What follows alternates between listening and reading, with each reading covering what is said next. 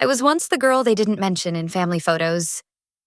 You'd think I'm exaggerating, but I swear to God. My mom had this framed collage on the hallway wall, updated every Christmas. Victor, my older brother, was front and center in every shot. Football trophy, prom king, med school white coat ceremony. Me? I was cropped out of my own 8th grade graduation picture because I was blocking the sunlight. My name's Andrea Tran. I'm 31, Vietnamese American, born and raised in the suburbs outside Sacramento. My brother Victor was the golden boy. Straight A's, pre-med at UCLA, top of every damn thing. And me? I was the other one. Smart too, but too quiet. Too sensitive. Not resilient enough, according to my mom. What she meant was, I didn't hide my panic attacks well. I got into Stanford Med on a full ride. Nobody in my family celebrated. Dad nodded like it was expected. Mom called Victor that night and said, "Your sister might finally do something decent." No balloons, no cake. Just a half-hearted, don't mess it up. I tried to pretend I didn't care. The truth? I cared too much. First 2 years were fine. Hard, but manageable. Then 3rd year came. Clinical rotations.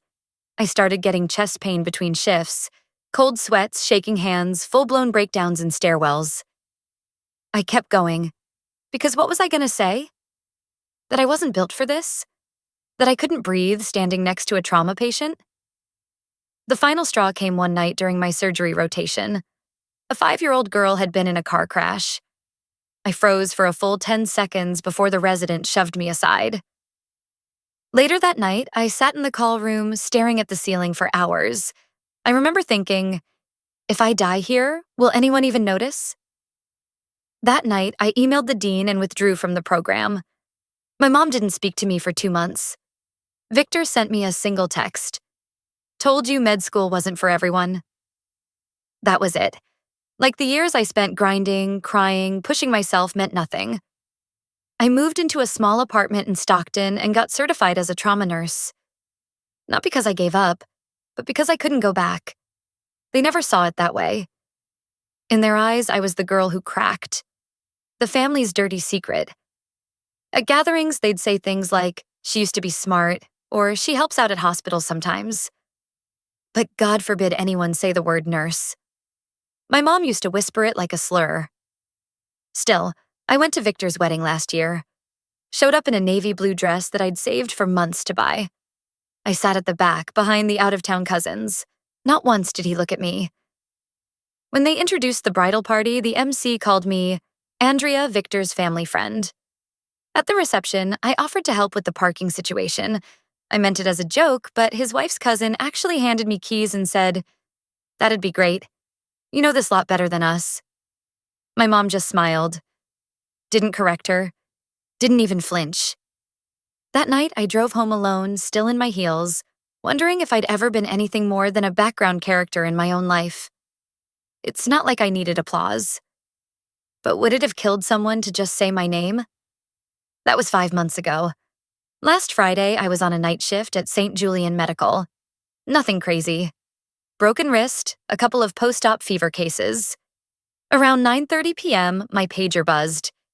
Incoming code stroke, male, 36, severe aphasia, right-sided paralysis. They needed someone from trauma to prep the room. I walked in expecting a stranger.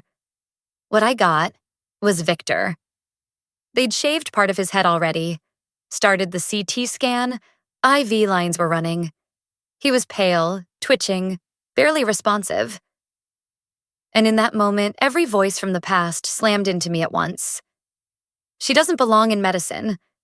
She couldn't handle it. She's the one who quit. But the nurse in me kicked in. I stepped up, gloves on, mask tight. "Let's move," I said. "We've got a 3-minute window." Someone behind me asked if I was sure I could handle this. I didn't answer, because if I opened my mouth, I might have screamed. Victor didn't recognize me. Or maybe he did and just couldn't speak. I stood there for half a second, watching him convulse in flashes. Face twitching, mouth slack, his right arm limp and useless. His blood pressure was crashing, heart rate erratic. He looked nothing like the brother who once threw a chair across the living room because I accidentally spilled soy sauce on his medical textbooks. Nothing like the man who laughed when I dropped out of med school and told our parents, "Guess she couldn't hack it after all." He looked small, weak, but this wasn't about revenge. Not here. Not in the trauma bay. BP 76/40. The resident barked. Pupils unequal. Is neuro on their way? They're 12 minutes out. The charge nurse answered. We need to stabilize him now. That's when everyone turned to me. My badge didn't say doctor, but my hands didn't shake. I grabbed the ultrasound, guided the IV into his neck, and secured the central line in less than 30 seconds. Get me 20 of labetalol stat. Prepare for intubation. Now. The resident blinked. You sure you're not? I'm sure, I said, voice flat. Bag him and get respiratory on standby. I didn't care about the whispers. I didn't care about the way the intern kept glancing at my face like she almost recognized me. I cared about the man on the table. The one I hated. The one I loved. The one I never stopped trying to impress even when he treated me like an unpaid assistant to his ego. Every time I adjusted his line, I thought of the times he humiliated me. Like the year I turned 16 and got my first job at the campus bookstore. I saved for 3 months to buy Mom a necklace for Mother's Day. Victor took one look and said, You really think trinkets make up for failure? Mom didn't correct him. She just smiled weakly and tucked the box away like it embarrassed her. I kept moving. Push, suture, adjust. No one needed to know, that was the point. Because if they knew I was his sister, they would have asked me to step back. They would have decided that emotion might cloud my judgment. And the truth? Maybe it would have. But not today. We got him stable. Barely. He was wheeled off to the ICU. One of the newer residents clapped me on the shoulder. Nice work. That was intense. I nodded. It's what we're trained for. But my voice was hoarse. My hands were cold. I spent the next hour in the locker room staring into the mirror. I didn't cry. I didn't want to give my reflection the satisfaction. But deep inside, something cracked. Not from the trauma. From the silence. From knowing that, once again, I'd shown up for someone who never once showed up for me. The next morning, I went back early for shift change. Not because I had to, but because I needed to know. Needed to see him breathing, alive, tethered to monitors that beeped like second chances. He was sedated, on fluids, but stable. The neurologist had performed a thrombectomy overnight. His speech might take time to return. His arm, no one knew yet. But he was alive. I stood behind the glass, watched him lie there under sterile lights. And that's when I heard it. Heels on tile. My mother's voice. Sharp and worried. Oh my God, is that my son? Is that Victor? I turned. She hadn't seen me yet. She rushed into the room with the same dramatic panic she reserved for church potlucks and broken teacups. Her gold bangles clinked as she grabbed his hand. Who was the doctor? Who did this? I need to thank them. I need to know. I stepped backward away from the window. She didn't see me. Not yet. Then came my father, quiet as ever, nodding solemnly. He placed a hand on her shoulder and said, They said some nurse was the first one on him. Guess they finally had someone decent working night shift. I stood still, completely still. And then she said it. Thank God it wasn't Andrea. The words dropped like lead in my stomach. Not a whisper. Not a slip. She meant it. Because in her mind, the worst thing that could have happened wasn't losing her son. It was me being the one who saved him. I didn't wait around. I walked out of the ICU corridor, every step echoing down that bright white hallway. I didn't look back. I ended my shift early that day. No one asked why. No one ever does. When I got home, I made tea, sat on the floor of my studio apartment. No couch, No rugs. Just the kind of hard, clean space you learn to keep when you're tired of having people over who don't ask how you're doing. I didn't sleep. Not because I was angry. I'd done angry. I'd done sad. This was different. This was clarity. For years, I told myself if I just worked hard enough, if I just proved I wasn't weak, they'd see me. I'd be good enough to sit at the table again. To get an invite with my name spelled right. To be introduced as more than Victor's sister. But now I knew. It would never happen. They didn't want to see me succeed. They wanted to see me disappear. The next morning, there was a voicemail on my hospital line. It was from Victor. His voice was slurred but unmistakable. Was it, you? Just 2 words, but enough to shatter everything I'd been holding back. I didn't answer Victor's voicemail. Not because I didn't want to. Because I didn't know how.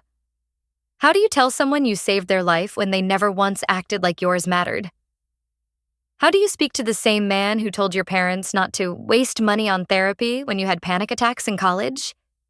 Who once told you, flat out, you're too soft to survive medicine, maybe even life? But still, I replayed those 2 slurred words. Was it you? Over and over again. Like maybe if I listened closely enough, I'd find an apology hiding between the syllables. I didn't. Not yet. Instead, 2 days later, I got an email. Forwarded from the hospital's admin department. Subject line: Family of Victor Tran invites you to a staff appreciation luncheon. I blinked, then blinked again. There it was. An RSVP form. Boxed lunch options. A line that read, "Special thanks to the critical care team who supported our son's recovery." Not a mention of me. Not by name. Not even by title. Just a mass invite to a buffet. Like I was a catering assistant. I wasn't going to go. But then I saw the list of guests. The neurology team. The attending physician who showed up after I stabilized him. 3 administrators. The janitor who wheeled Victor's bed down the hallway. And me? I was listed under support staff. Unknown title. That's when something inside me snapped. I didn't want credit. That's the truth. But I also wasn't going to let them rewrite the ending again. So I went. I wore the same navy blazer I wore when I defended my senior research at Stanford, the one Victor said made me look too serious. My name badge was clipped clean to my scrub top. Andrea Tran, RN. I didn't hide. Not anymore. The hospital atrium had been decorated like a community college fundraiser. Plastic tablecloths, lukewarm pasta, a banner that read, "Gratitude is the best medicine" in Comic Sans. They had no idea how ironic that was. Victor was there, in a wheelchair, looking pale but alert. His right arm still barely moved. His wife hovered nearby like a shadow. My mother stood beside the table with a plate full of food she didn't touch. My dad talked to the chief of medicine, nodding like he actually belonged in a room where someone might say the word stroke without whispering. No one saw me walk in, until Victor looked up and froze. Our eyes locked.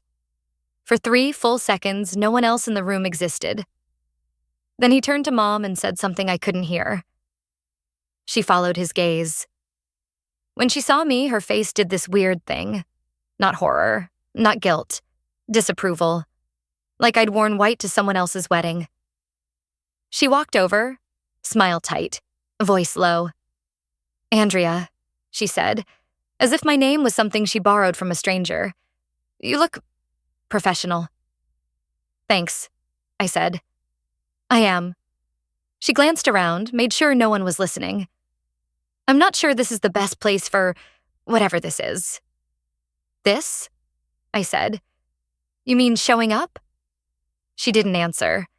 Victor wheeled himself closer. His voice was hoarse. "You were there." It wasn't a question. I nodded once. He looked down at his lap like it weighed 100 pounds.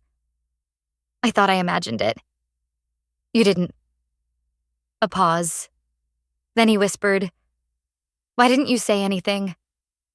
I took a deep breath. "Because I knew you wouldn't want it to be me." He winced. I didn't mean it like a knife, but it landed like one. Right then, the microphone crackled. Dad was giving a speech.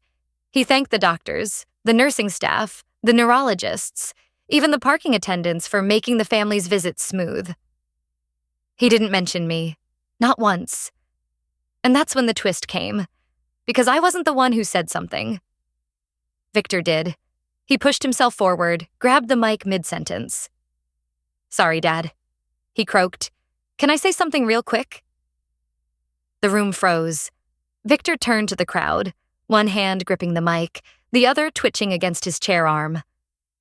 "I just want to say, the person who kept me alive that first night isn't listed on this program. She wasn't even invited by name." People started murmuring. He pointed. "To Andrea, my sister." There was a beat of silence so loud it felt like thunder. "She saved my life before anyone else showed up. And I've spent most of my life pretending she wasn't worth a damn. I was wrong. All of you clapped for the doctors. Fine. But the person who kept me breathing when I couldn't say her name deserves more than a boxed lunch and a polite nod." He dropped the mic. Not dramatically, just because his hand gave out. The sound it made echoed like a gunshot. All eyes turned to me.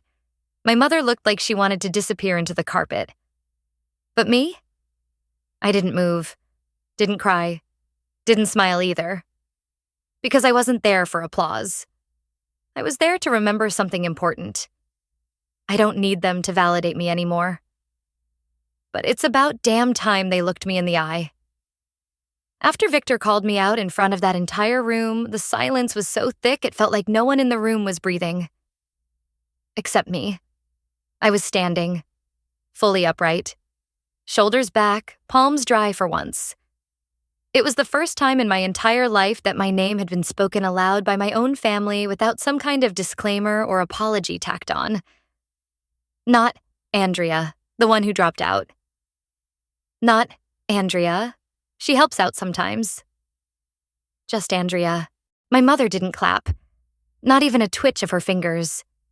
She stared straight ahead, jaw clenched, like she'd been personally betrayed by gravity. My father looked stunned, like the world had tilted and he wasn't sure whether to right himself or just sit in the fall. But the room? They clapped. A slow, hesitant clap at first, from one of the interns, I think. But then it built, table by table, a wave of awkward respect.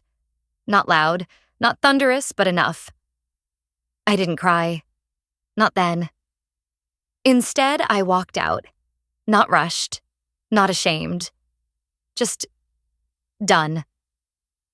Back in the locker room, I sat on the bench where I'd untied 1,000 shoelaces after 12-hour shifts. For years, I had scrubbed blood off my hands while telling myself it didn't matter who noticed, as long as someone lived. And that was true. But damn it felt good to be seen. Later that night, Victor texted me. A simple, "You okay?"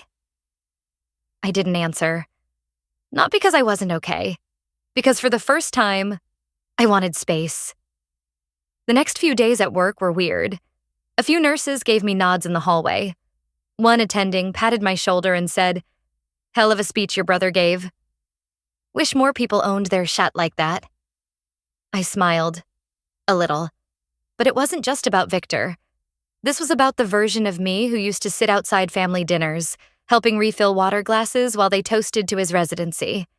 The girl who once heard her mother say, "If only Andrea had Victor's strength," like it was just a fact of life, not a blade to the chest. No one gets to erase that version of me. Not anymore. That weekend, I got a call from the hospital's education department.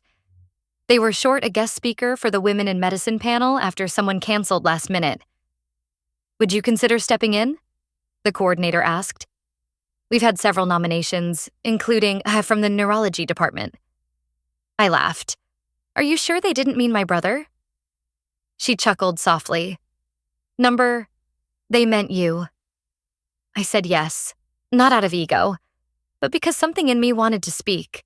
Not about Victor, not even about the trauma bay, but about what it means to not quit, even after you're labeled a quitter. The event was small, maybe 40 people in the auditorium. I wore clean scrubs and no makeup. I talked about burnout, about walking away from med school, about crawling my way back into healthcare through the side door and still saving lives. I didn't mention my family. I didn't have to. After the panel, a young woman, first-year resident, South Asian, wide-eyed, came up and said, "I thought about quitting last semester. I didn't because of what you said." I nodded and thanked her. But what I really wanted to say was, you don't need their permission to be whole. That night, I got home and found something on my front step. An envelope. No stamp. Just my name in my father's handwriting. Block letters, neat, controlled. Inside was a printed email chain. Forwarded from Mom. Subject line, family event, Victor's recovery, celebration dinner. And then, in red pen beneath it, my father had written, "This time, speak if you want to. I won't stop you." I sat with it for a while, not because I didn't know what to do, but because, for once, I got to choose. The dinner was held at some high-end Vietnamese fusion place Mom loved because it looked successful, even though the food tasted like guilt and lemongrass. I showed up late on purpose, walked in wearing my scrubs, no heels, no apology. The room was full of relatives I hadn't seen in years. Aunts who used to call me that shy one. Uncles who once asked if I was still figuring things out. Their faces shifted when they saw me, like they weren't sure if I was supposed to be there or not. Mom stood up immediately. "Andrea, can I speak with you privately?" I shook my head. "I'll speak now." The room went still. I didn't raise my voice. I didn't point fingers. I just said, "For most of my life, I thought if I worked hard enough, you'd see me. That if I just got one more certification, stayed one more late shift, you'd remember to introduce me with pride." I paused. But I'm done asking to be recognized in rooms I help keep standing. Victor looked down. Mom opened her mouth, closed it, and then the twist. Because as I turned to leave, an older man in the corner, quiet, forgotten, stood up. Uncle Than, Mom's eldest cousin, retired nurse. He cleared his throat. "I was there the night she stabilized Victor," he said. "I was shadowing a shift. I saw the whole damn thing." Gasps. He looked at my mother. "You knew it too. You just didn't want to admit it." Mom froze. Uncle Than kept going. "You told me to keep it quiet. Said it would confuse the family. That it would make Victor look weak." Silence. I turned back to my mother. She didn't deny it. Didn't flinch. But her silence said everything. After Uncle Than spoke, the room turned to ice. Nobody moved. Nobody knew what to say. And my mother, she just stood there, eyes locked on me, like I was the mess for showing up, not her for hiding the truth. I waited. I don't know what I expected. Maybe an apology. Maybe even a small, "I didn't know how to do better." But all she said was, "This isn't the place." And for the first time in my life, I agreed. It wasn't the place. Because this family had never made room for the truth. So I nodded and walked out. But I wasn't done. A week later, I met with the hospital's ethics board. Not out of spite, out of duty. I'd reviewed the visitor logs, cross-checked the shift schedule. The moment I saw the date Uncle Than mentioned, I knew he was telling the truth. He had been on the unit shadowing a night nurse friend, which meant Mom had visited too. And she'd seen the charts, the name, my name, and still chose silence. At that point, it wasn't just family dysfunction. It was a breach of patient privacy. And she wasn't just a mother. She was on the hospital's donor relations board, a role that came with access, influence, and ethics training. I reported it, quietly, factually. I didn't want revenge. I wanted the cycle to end. 2 weeks later, the board voted to revoke her seat. The decision came with a formal letter citing violation of confidentiality, and manipulation of institutional trust. It wasn't public, but it was official. Mom didn't call me, but Victor did. I didn't know she asked him to stay quiet. He said, "I swear." "I believe you," I said. And I did.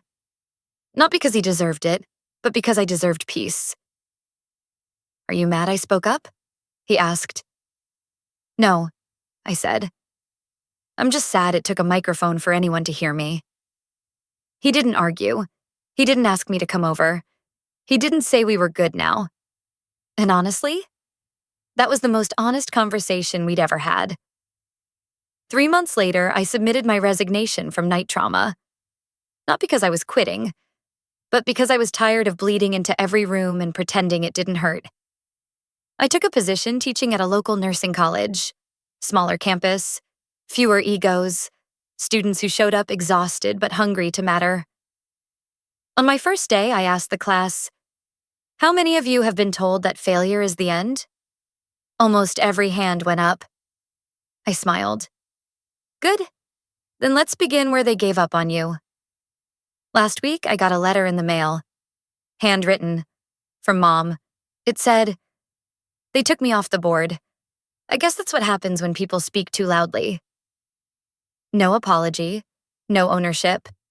Just resentment, dressed in passive-aggressive cursive. I didn't reply. Instead, I took that letter, folded it once, and tucked it behind the frame of my nursing license. Not as a scar, but as a reminder of why I fought so hard to stay standing. The last time I saw her was at the hospital's year-end recognition ceremony. She was seated in the back, silent, not listed as a guest. Just watching. I was the closing speaker. I stood on that stage, looked out at the sea of white coats, new graduates, tired professors, and I told the story of a nurse who was once asked to stay quiet for the sake of family image. Then I paused and said, "That nurse was me." No gasps, no outrage, just a quiet wave of people nodding, because they knew. They'd lived it too. Here's what I've learned. Sometimes justice doesn't come wrapped in courtroom verdicts or public shame. Sometimes it looks like walking away without needing anyone to chase you. Sometimes it's as small and as massive as choosing not to answer the door when the same pain comes knocking. I didn't need her to say sorry anymore. I just needed to stop hoping she would. If this story hit something in you, if you've ever felt invisible in a room you helped build, drop a comment. You're not alone, even if it's felt that way for a long time. And if you want to keep walking through these stories with me, you know where the subscribe button is. No pressure, just stay if it's what your heart needs. Thanks for hearing mine.